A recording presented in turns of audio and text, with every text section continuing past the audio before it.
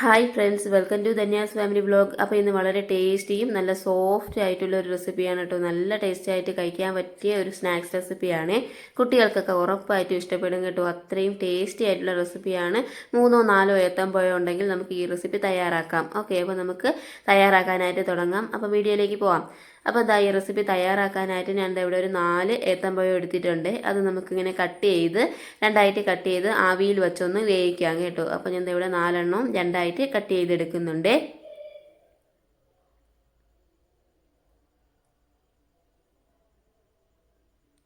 അപ്പോൾ അതാ 4 ഏത്തമ്പഴവും രണ്ടായിട്ട് കട്ട് ചെയ്ത് എടുത്തിട്ടുണ്ട്. ഇനി നമുക്കൊരു ഇഡ്ഡലി പാത്രത്തിലേക്ക് വെച്ച് കൊടുത്ത് നമുക്കിതൊന്ന് ആവിയേറ്റ് വേവിച്ചെടുക്കാമേ.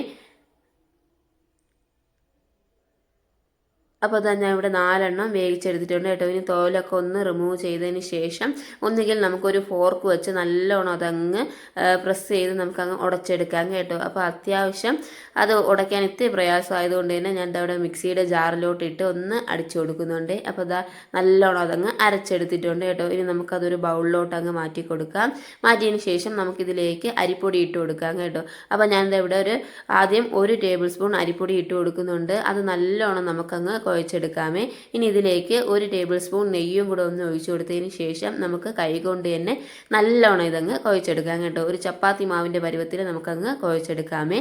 നമ്മുടെ ചില ഏത്തമ്പഴത്തിനൊക്കെ കുറച്ച് വെള്ളം കാണും കേട്ടോ. അപ്പോൾ അതിനനുസരിച്ച് നമുക്ക് ഈ അരിപ്പൊടിയൊക്കെ ഒന്ന് കൂട്ടിയെടുക്കാം കേട്ടോ. അതായത് നല്ലൊരു സോഫ്റ്റ് ആയിട്ടുള്ള ഒരു ചപ്പാത്തി മാവിൻ്റെ പരുവത്തിൽ നമുക്കിത് കുഴച്ചെടുക്കണം. അപ്പോൾ ഞാൻ ഇവിടെ ആദ്യം 1 ടേബിൾ സ്പൂൺ ഇട്ടിട്ടുണ്ടായിരുന്നു.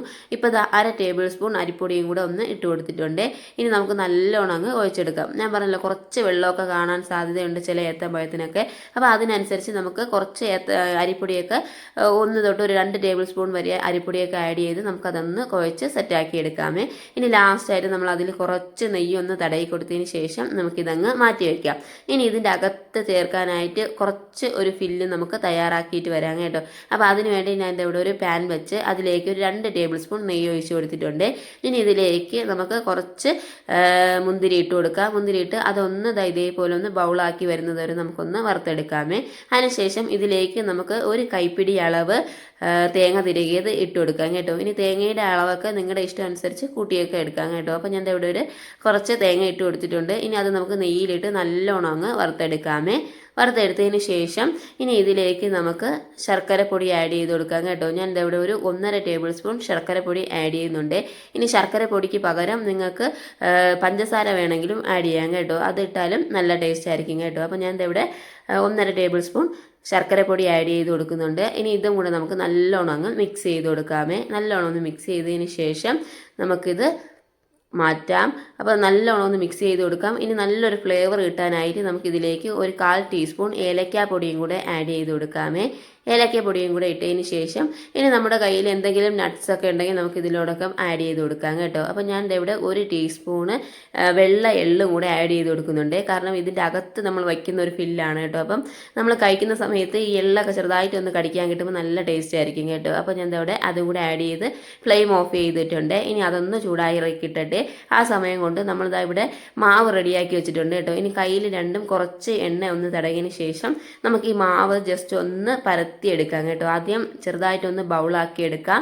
ബൗളാക്കി എടുത്തതിന് ശേഷം കയ്യിൽ വെച്ച് തന്നെ നമുക്ക് ജസ്റ്റ് ഒന്ന് പ്രസ് ചെയ്ത് കൊടുത്ത് പരത്തിയെടുക്കാമേ.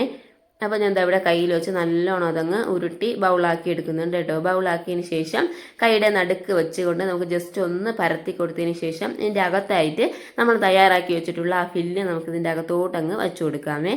അപ്പോൾ ഇതേപോലെ നടുക്കൊന്ന് പ്രസ് ചെയ്ത് കൊടുത്തതിന് ശേഷം ജസ്റ്റ് ഇങ്ങനെ ഒന്ന് പരത്തി കൊടുക്കുക കേട്ടോ. പരത്തി കൊടുത്തതിന് ശേഷം നമുക്ക് ആ ഫില്ലിങ് അകത്തോട്ട് വെച്ച് കൊടുക്കാമേ. ഇനി ഇതിന് പകരം വേണമെങ്കിൽ നമുക്ക് ചപ്പാത്തി പലകയിലേക്ക് കുറച്ച് അരിപ്പൊടി ഇട്ട് കൊടുത്തതിന് ശേഷം ഇതേപോലെ നമുക്ക് റൗണ്ടാക്കി എടുക്കാനും പറ്റും കേട്ടോ. അങ്ങനെ റൗണ്ടാക്കി എടുത്തതിന് ശേഷം അതിനകത്തേക്ക് ഇതേപോലെ ഫില്ലങ്ങ് വെച്ച് കൊടുത്താൽ മതി. ഇതേപോലെ അങ്ങ് ഫില്ല് വെച്ച് കൊടുത്തതിന് ശേഷം നമ്മൾ ജസ്റ്റ് ഒന്ന് മടക്കി എടുത്തിട്ട് നമുക്ക് ഏത് ഷേപ്പിൽ വേണോ ആ ഷേപ്പിൽ നമുക്കിതങ്ങ് ഉരുട്ടിയെടുക്കാം കേട്ടോ. ഇനി ബൗളായിട്ട് വേണമെങ്കിൽ ബൗളായിട്ട് ഉരുട്ടിയെടുക്കാം. ഇനി ഞാൻ ഇവിടെ ഒരു ചെറിയൊരു ഒരു ക്യൂബ് പോലെയൊക്കെ ഒരു സിലിണ്ടറിൻ്റെ രൂപത്തിലേക്ക് ഞാൻ അങ്ങ് ഉരുട്ടിയെടുക്കുന്നുണ്ട് കേട്ടോ. അപ്പോൾ നിങ്ങൾക്ക് ഏത് ഷേപ്പിലാണോ ഇഷ്ടം ആ ഒരു ഷേപ്പിൽ നിങ്ങൾക്ക് അങ്ങ് ഉരുട്ടിയെടുക്കാമേ. ഇനി കയ്യിലൊക്കെ ചെറുതായിട്ട് ഒട്ടുന്നുണ്ടെന്നൊക്കെ തോന്നുകയാണെങ്കിൽ നമുക്കിതിലേക്ക് കുറച്ച് അരിപ്പൊടി ഇട്ട് കൊടുക്കാം കേട്ടോ. അതായത് കയ്യിൽ കുറച്ച് അരിപ്പൊടി ഒന്ന് തടകിയതിന് ശേഷം നമ്മൾ ഇതേപോലെ ജസ്റ്റ് ഒന്ന് ബൗളാക്കി എടുക്കുമ്പോഴത്തേക്കും അത് കറക്റ്റായി കിട്ടും കേട്ടോ. അപ്പോൾ ഞാൻ ഈ ഒരു ഷേപ്പിൽ അങ്ങ് ആക്കി എടുക്കുന്നുണ്ട്. ഞാൻ പറഞ്ഞല്ലോ കയ്യിൽ ഒട്ടുന്നു എന്ന് തോന്നിക്കഴിഞ്ഞാൽ നമ്മൾ കയ്യിൽ കുറച്ച് അരിപ്പൊടി ഒന്ന് തടകിയതിന് ശേഷം നമ്മൾ ഏത് ഷേപ്പിലാണോ ആക്കേണ്ടത് ആ ഷേപ്പിലാക്കി എടുത്താൽ കറക്റ്റായി നമുക്ക് കിട്ടും കേട്ടോ. കയ്യിൽ ഒട്ടാതെ തന്നെ വരുവേ. അപ്പോൾ ഞാൻ ഇതേപോലെ എല്ലാം റെഡിയാക്കി എടുത്തിട്ടുണ്ട് കേട്ടോ. ഇനി ഞാൻ എന്താ ഒരു പാൻ വെച്ച് അതിലേക്ക് എണ്ണ ഒഴിച്ച് കൊടുത്തിട്ടുണ്ട്. എണ്ണ ഒന്ന് ചൂടായി വരുമ്പോഴത്തേക്കും നമ്മൾ ഈ തയ്യാറാക്കി വെച്ചിട്ടുള്ളത് നമുക്ക് ഇതിലോട്ട് അങ്ങ് ഇട്ട് കൊടുക്കാമേ.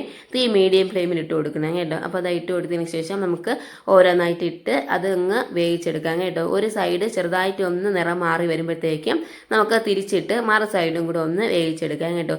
നല്ലോണം അങ്ങ് ബ്രൗൺ ഷെയ്ഡ് ആകാനായിട്ട് നിൽക്കേണ്ട കേട്ടോ. അപ്പം ഇതേപോലെ നമുക്ക് തിരിച്ച് മറിച്ച് വിട്ട് അതൊന്ന് വേവിച്ചെടുക്കാമേ. അപ്പോൾ രണ്ട് സൈഡും ചെറുതായിട്ട് ഒന്ന് നിറം മാറി വന്നതിന് ശേഷം നമുക്കത് മാറ്റാം കേട്ടോ.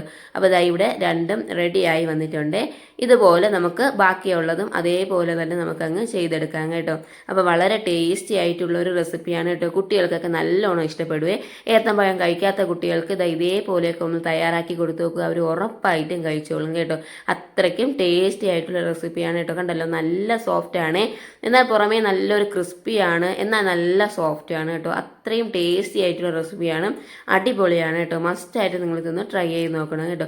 കണ്ടല്ലോ ഇത് കട്ട് ചെയ്യുമ്പോൾ തന്നെ അതിൻ്റെ അകത്തൊക്കെ ആ ഫില്ലൊക്കെ നല്ല ടേസ്റ്റാണ് കേട്ടോ. എള്ളൊക്കെ ചേർത്തിട്ടുള്ളത് കൊണ്ട് തന്നെ കഴിക്കാനും നല്ല ടേസ്റ്റാണ് കേട്ടോ. അപ്പോൾ മസ്റ്റായിട്ടും നിങ്ങൾ ഇതൊന്ന് ട്രൈ ചെയ്ത് നോക്കണം. വീഡിയോ ഇഷ്ടപ്പെട്ടാൽ ഷെയർ ചെയ്യാനും സബ്സ്ക്രൈബ് ചെയ്യാനും ലൈക്ക് ചെയ്യാനും മറക്കരുത് കേട്ടോ. മറ്റൊരു അടിപൊളി റെസിപ്പി ആയിട്ട് കാണാം. താങ്ക്